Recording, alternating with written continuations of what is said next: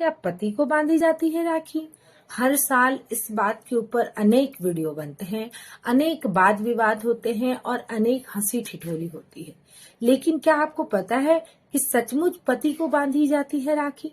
भारत के आज भी कई जगहों में पति को राखी बांधने की परंपरा आज भी चलती आ रही है। लेकिन एक सत्य यह भी है कि भारत के लगभग जगहों में यह रक्षाबंधन केवल भाई और बहन का त्योहार मनाया जा रहा है, इसलिए लोग इसे हंसी और ठिठोली में ले लेते हैं कि कोई अपने पति को राखी बांधता है। लेकिन क्या आपको पता है कि यह रक्षाबंधन का त्योहार की शुरुआत ही एक पत्नी द्वारा की गई थी। वह पत्नी जो अपने पति की रक्षा के लिए एक रक्षा सूत्र लाई और उस रक्षा सूत्र को बांधने के बाद से ही आज तक यह राखी का त्योहार मनाया जाता है। तो चलिए जानते हैं इस छोटी सी कहानी के बारे में, जिसे हर घर में हर लोगों को जानना बड़ा ही जरूरी है, क्योंकि राखी हर घर में मनाई जाती है। लेकिन राखी क्यों मनाई जाती है, इसके बारे में अगर आपको जानकारी नहीं है तो अधूरी जानकारी के साथ राखी ना मनाएं। आप पूरी जानकारी जब आपको छोटी सी वीडियो में मिल रही है। यह कहानी शुरू होती है देव इंद्र द्वारा। इंद्रदेव का एक बार युद्ध हो गया असुरों के राजा के साथ। असुरों के राजा वृत्रासुर बड़े ही ताकतवर थे। उनकी ताकत के आगे इंद्रदेव की ताकत डगमगा गई। इंद्रदेव जब वृत्रासुर से हारने लगे तो उनके अंदर एक निराश की भावना जाग गई। वह निराश होने लगे और उनकी निराश देख करके उनकी पत्नी शची बड़ी ही व्याकुल हो गई और वह गुरु बृहस्पति के पास गई।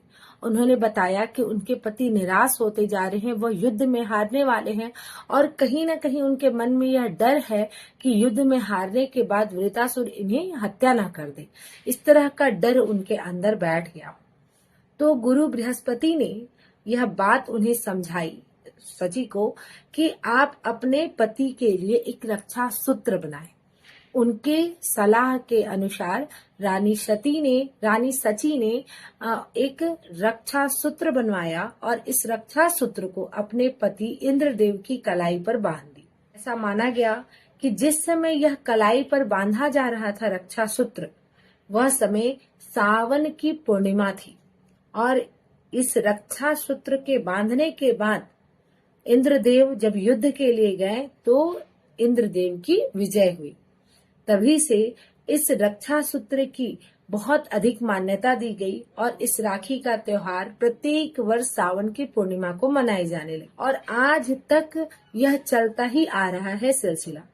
किंतु इसके बीच में अनेक और ऐसी कहानियां बनती गई, जिससे यह धीरे धीरे पहले राजा इंद्रदेव और शची से शुरू हुई, फिर आपका कान्हा जी कृष्ण भगवान और द्रौपदी पे आए। इस तरह बदलते बदलते यह आज भाई और बहनों का त्योहार बन के रह गया। लेकिन यह सत्य है कि इसकी शुरुआत एक पत्नी और पति द्वारा ही हुई। इसलिए अगर आपके पति कोई इस तरह की जगह पर, जैसे फोर्स में हो, आपके बीएसएफ में हो, इस तरह से कहीं बॉर्डर पे हो, तो आप बेझिझक रक्षा सूत्र आप उन्हें बांध सकती हैं। यह हंसी ठिठोली के लिए नहीं, यह उनकी रक्षा की बात है। आप पत्नी हैं, आपका बिल्कुल यह फर्ज है आप इस कहानी को जरूर जानें। खास करके फौजियों की पत्नी इस बात को अवश्य जाने, क्योंकि आपके पति इस देश की रक्षा हेतु अपना जान दांव पे लगा करके खड़े होते हैं। आप इसमें किसी की बातों में आकर, हंसी ठिठोली में आकर नहीं, बल्कि इस राखी से शुरुआत करें रक्षा सूत्र बांधने का, रक्षा सूत्र भेजने का। आपका एक रक्षा सूत्र आपके पति के अमर होने की ताकत रखता है। तो बेझिझक आप इस साल से शुरुआत कर सकते हैं, किसी की बात में ना आए। और आप लोग जो हंसी ठिठोली में से लेते हैं, आप भी इस कहानी को सुनने के बाद यह सीख रख लीजिए कि पति अगर किसी तरह की परेशानी में होती है तो उसकी सबसे बड़ी रक्षक होती है पत्नी। और यह कहानी आपको इस बात को बताता आया है। तो इस रक्षाबंधन आप भी इस बात का विशेष ध्यान रखें कि अगर आपके पति के कोई बहन नहीं हो तो आप बिल्कुल रक्षाबंधन के दिन आप उनकी रक्षा हेतु आप बिल्कुल बांध सकते हैं राखी। अगर बहन हो तो बहन तो बांध ही रही है, बस रक्षा की जरूरत है, वह किसी के हाथ से भी हो सकता है। इस बात को आप लोगों में भी फैलाएं, खास करके फौजियों की पत्नी तक तो इस वीडियो को ज्यादा से ज्यादा शेयर कीजिएगा, ताकि हर फौजी की पत्नी इस वर्ष अपने पति की रक्षा हेतु एक रक्षा सूत्र अवश्य उनके पास भिजवा दे।